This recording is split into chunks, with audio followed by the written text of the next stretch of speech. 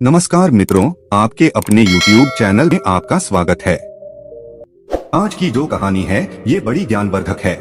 इसका नाम है पाप की गठरी। पाप हर इंसान करता है। ऐसा इस संसार में कोई भी व्यक्ति नहीं है जो पाप नहीं करता हो। लेकिन पाप की गठरी किसके सर पे रखी जाती है?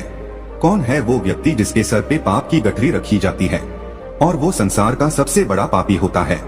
आज की कहानी में आप इसको जानेंगे। आज की जो कहानी है बड़ी पावन और पवित्र कहानी है। ऐसा कहा जाता है कि इस कहानी को जो इंसान ध्यान लगाकर और मन से सुनता है उसके जीवन से समस्त प्रकार के पाप दोष नष्ट हो जाते हैं।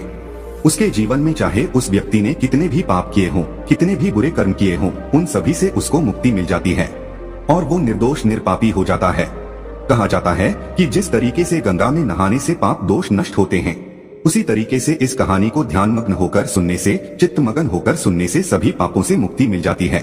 जाने अनजाने में पाप हर व्यक्ति करता है। इस संसार में ऐसा कोई व्यक्ति नहीं है जो पाप नहीं करता हो। हम ना चाहते हुए भी हमसे पाप हो जाता है और हमें पता ही नहीं चलता कि हम किस पाप के भागीदारी बन जाते हैं। कहानी शुरू करने से पहले जो लोग हमसे नए जुड़े हैं वो हमारे चैनल को सब्सक्राइब करें। एक समय की बात है कि कदली वन में एक मोर और मोरनी रहते थे। उनका जीवन बड़ा सुखमयी था। दोनों पति पत्नी अपना जीवन सुखी गुजार रहे थे। उनके जीवन में कभी कोई संकट नहीं आया था। वो दोनों कभी ये जानते नहीं थे कि दुख होता क्या है, संकट होता क्या है, इस बारे में दोनों को भान भी नहीं था। उनका जीवन बड़ा सुखमयी था। लेकिन कहते हैं ना कि सुख के बाद हमेशा दुख आता है। कुछ ऐसा ही मोर मोरनी के साथ होने वाला है। एक दिन की बात है कि आसमान में काले काले बादल मंडराने लगते हैं और पूर्व दिशा से जोरदार तूफान उड़ता हुआ आता है। जोरदार बवंडर आता हुआ दिखाई देता है। तब मोर और मोरनी उड़कर एक वट वृक्ष में जाके बैठ जाते हैं। वो वट वृक्ष काफी गहरा वट वृक्ष था। उस वट वृक्ष में काफी सारे जीव जंतु रहते थे। काफी सारे पक्षियों के घोंसले थे। काफी सारे पक्षियों के छोटे छोटे बच्चे थे। काफी सारे पक्षियों के अंडे रखे हुए थे।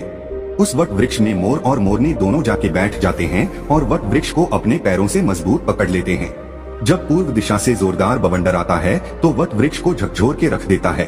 तूफान की वजह से उस वट वृक्ष में से काफी सारे पक्षियों के अंडे नीचे गिरकर फूट जाते हैं। उन काफी सारे पक्षियों के छोटे बच्चे घोंसले से नीचे गिर के मर जाते हैं। काफी सारे उड़ने वाले पक्षी भी तूफान की वजह से खत्म हो जाते हैं और भी अन्य कई जीव जंतु मारे जाते हैं। इतना तगड़ा वो तूफान आया था। जब तूफान खत्म हो जाता है, तूफान थम जाता है, तूफान रुक जाता है, तब मोर और मोरनी भी चैन की सांस लेते हैं और नीचे जमीन पर उतर कर देखते हैं कि काफी सारे पशु पक्षी जीव जंतु मरे हुए पड़े हैं। काफी सारे छोटे छोटे बच्चे भी मरे हुए पड़े हुए हैं। ये देखकर मोरनी बड़ी दुखी होती है और मोरनी की आंखों से आंसुओं की धारा बहने लगती है। मोरनी मोर से कहती है कि पिया जी, आज हमसे बड़ा भारी पाप हुआ है और हम बड़े भारी पाप के भागीदारी बन गए हैं, क्योंकि हमारे रहते हुए इतने सारे पक्षी, इतने सारे पक्षियों के अंडे और पास में इतने सारे जीव जंतु मरे पड़े हैं। हमारे रहते हुए इतने सारे जीव जंतु मर चुके हैं, इसलिए ये सारा पाप तो हमें लगेगा। यही सोचकर मोरनी बड़ी दुखी होती है। मोर मोरनी को काफी समझाने की कोशिश करता है, लेकिन मोरनी को एक भी बात समझ में नहीं आती है। मोर कहता है कि हम पाप के भागीदारी नहीं है, कि पाप का भागीदारी वो है जो ये बवंडर को लेके आया है और इस बवंडर की वजह से काफी सारे जीव जंतु मर चुके हैं, इसलिए हम पाप के भागीदारी नहीं है। लेकिन मोरनी मोर की बात को सुनने के लिए राजी नहीं थी, तो मोर मोरनी को एक ऐसे सुनसान स्थान पर ले जाता है और मोरनी से कहता है कि मोरनी, मैं तुम्हें एक कहानी सुनाने जा रहा हूँ। इस कहानी को तुम ध्यान से सुनिएगा और इस कहानी के माध्यम से तुम्हें ये पता चलेगा कि सबसे बड़ा पाप का भागीदारी कौन होता है। तब मोर मोरनी को कहानी सुनाता है और मोरनी बड़े ध्यान से चित्तमगन होकर उस कहानी को सुनती है। मोर कहता है कि एक नगर में एक राजा रहता था। वह राजा बड़ा दयालु प्रवृत्ति का था। तो राजा विचार करता है कि मैं रोज 100 अंधे लोगों को खीर का भोजन खिलाया करूंगा। अब राजा यह निर्णय लेता है कि मैं रोज 100 अंधे लोगों को खीर का भोजन खिलाया करूंगा। वो राजा 100 अंधे लोगों को खीर खिलाता था। अब उसको काफी दिन निकल जाते हैं। काफी समय से वो अंधे लोगों को खीर खिलाता रहता है। लेकिन एक दिन की बात है कि जिस दूध से वो राजा खीर बनवाया करता था, उस खीर में एक सांप जाता है और सांप उस दूध में मुंह दे करके उसमें जहर उगल देता है। इस घटना का किसी को पता नहीं था कि दूध में सांप ने जहर मिला दिया है। फिर उस दूध की खीर बनाई जाती है और खीर बनाने के बाद उन 100 अंधे लोगों को खिला दी जाती है। जैसे ही वो 100 लोग खीर खाते हैं तो उनकी मृत्यु हो जाती है, वो लोग खत्म हो जाते हैं। जब राजा को ये पता चलता है कि जिन अंधे लोगों को राजा खीर खिलाया करता था उन लोगों की खीर खाने से मृत्यु हो गई है तो राजा बड़ा दुखी होता है। वो राजा ये आदेश देता है कि सबकी जांच की जाए, इन खीर खाने वाले अंधे लोगों की मृत्यु कैसे हुई है। अब राजा के सैनिक ये जांच करते हैं तो जांच में ये पाते हैं कि सांप का विष मिल जाने से इन लोगों की मृत्यु हुई है। अब राजा ये आदेश देता है कि सांप का जहर मिलाने वाला कौन है। फिर से राजा के सैनिक जांच पड़ताल करते हैं और जांच पड़ताल में यह पाते हैं कि किसी ने भी जहर नहीं मिलाया है। उस जांच पड़ताल में ये पाते हैं कि किसी भी मनुष्य ने, किसी भी व्यक्ति ने खीर में जहर नहीं मिलाया है। उनको ये पता चलता है कि कोई काला सर्प यहाँ पर आया था और उसने इस दूध के अंदर जहर मिला दिया है। उसके बाद राजा बड़ा दुखी होता है और राजा सोचने लगता है कि इन 100 लोगों की हत्या का पाप मुझे लगेगा। मैं ही सबसे पाप का भागीदारी हूँ, क्योंकि मैं ही इन अंधे 100 लोगों को खीर का भोजन खिलाया करता था। लेकिन अब इन लोगों की खीर खाने से मृत्यु हो गई है, इसलिए मैं बड़े पाप का भागीदारी हूँ। ये सोचकर राजा अपने राजपाट को त्याग देता है और सोचने लगता है कि क्यों न मैं किसी जंगल में जाके और भगवान की भक्ति करूं, अपने इन पाप का प्रायश्चित करूं। यही सोचकर राजा राजपाट को छोड़कर और भगवान की भक्ति करने के लिए अपने राज्य से रवाना हो जाता है। राजा दिन भर चलता है, काफी दूर निकल जाता है, काफी दूर पहुंच जाता है। अब राजा को संध्या काल का समय हो जाता है। तब राजा एक नगर में जाता है और नगर के चौपाल पर काफी सारे लोग बैठे हुए थे। उन लोगों से जाके वो राजा पूछता है कि भाई, इस नगर में कोई ऐसा व्यक्ति है जो भगवान की भक्ति करता हो, ईश्वर पे विश्वास रखता हो? यदि ऐसा कोई इस नगर में व्यक्ति है तो आप मुझे बताइए, क्योंकि मैं ऐसे लोगों के घर ही जाके रुकूंगा जो भगवान में विश्वास रखते हो और भगवान के भक्त हो। तब चौपाल में बैठे हुए लोग कहते हैं कि मुसाफिर, हमारे इस नगर में सिर्फ एक ही घर ऐसा है जहाँ एक बहन और एक भाई रहता है। दोनों बहन भाई रहते हैं। वो लोग भगवान के बड़े भक्त हैं और भगवान पे बड़ा विश्वास रखते हैं। हमारे पूरे नगर में वही एक घर है। चौपाल में बैठने वाले लोग उस राजा को उन बहन भाइयों के मकान का पता बता देते हैं और वो राजा उनके घर भी चला जाता है और उन बहन भाई के घर पे जाके वो राजा रात्रि ठहरने का निवेदन करता है। दोनों बहन भाई राजा से कहते हैं कि मुसाफिर, हम भी भगवान के भक्त हैं, आप भी भगवान के भक्त हो, बिल्कुल आप हमारे घर रुक सकते हैं। वो राजा दोनों बहन भाई के घर वहाँ पे रुक जाता है। जब सुबह का वक्त होता है तो राजा अपने बिस्तर से खड़ा होता है तो राजा देखता है कि उस घर में रहने वाली जो बहन थी वो भगवान के मंदिर में बैठी हुई है और ध्यान मग्न है। उस लड़की का रोज का ही नियम था कि सूर्य उदय होने से पहले वो अपनी पाठ पूजा संपन्न कर लेती थी और जल्दी भोजन बना के अपने भैया को खिलाकर और काम करने के लिए भेज देती थी। लेकिन उस दिन वो लड़की काफी समय तक ध्यान में मगन थी। वो लड़की अपनी ध्यान साधना तोड़ने का नाम नहीं ले रही थी। काफी समय निकल जाता है, सूर्य सर पे आ जाता है, तब वो लड़की अपनी पूजा से उठती है। जैसे वो लड़की पूजा से उठती है तो उसका भाई उससे कहता है कि बहना, आज तुमने पूजा में बड़ा टाइम लगा दिया है, मुझे काम पे जाना था, मैं भी काम पे नहीं जा पाया और हमारे घर पे ये मुसाफिर है, ये भी भोजन करके कहीं दूर जाते, लेकिन तुमने अपनी पूजा पाठ में बहुत समय लगा दिया है। वो लड़की अपने भाई से कहती है कि भैया, मैं धर्मराज के दरबार में थी और धर्मराज किसी ऐसे व्यक्ति का फैसला करने वाले थे, उस फैसले को सुनने के लिए मैं काफी लेट हो गई। तब उस लड़की का भाई कहता है कि ऐसा क्या देख लिया तुमने धर्मराज के दरबार में, जिसके कारण तुम इतनी लेट हो गई? तब वो लड़की कहती कि भैया, एक नगर का राजा 100 अंधे लोगों को खीर खिलाया करता था और वो खीर बनाने वाले दूध में एक दिन एक काले सांप ने जहर मिला दिया, विष मिला दिया, और जब उस दूध की खीर बनी और उन 100 अंधे लोगों ने उस खीर को ग्रहण किया तो उन सब अंधे लोगों की मृत्यु हो गई। अब धर्मराज ये फैसला करने वाले थे कि पाप का भागीदारी कौन है, वो राजा है या वो नाग जिसने दूध में विष मिला दिया था, या फिर वो लोग हैं जो रसोई में काम कर रहे थे, जिन्होंने दूध को उघाड़ा छोड़ दिया था, दूध पे ढक्कन नहीं रखा था। अब इन 3 लोग का धर्मराज फैसला करने वाले थे कि पाप का भागीदारी कौन है। तीनों ही बराबर के दोषी हैं, तो पाप का भागीदारी आखिर कौन है, राजा है या सांप है या रसोईया? इसी फैसले को सुनने के कारण मैं लेट हो गई थी।